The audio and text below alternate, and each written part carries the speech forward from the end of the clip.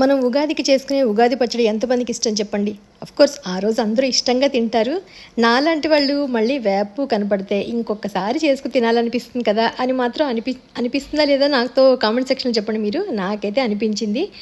మా బ్యాక్ యార్డ్లో అంటే మా వెనకాలే గార్డెన్లో పెద్ద వేప చెట్టు ఉంది వెనకాలన్నమాట. మాకు అందుతాయి కొంచెం కొమ్మలు కూడాను. ఉగాది పచ్చడికి మా గార్డెన్ అతను అక్కడే కోసి ఇచ్చాడు.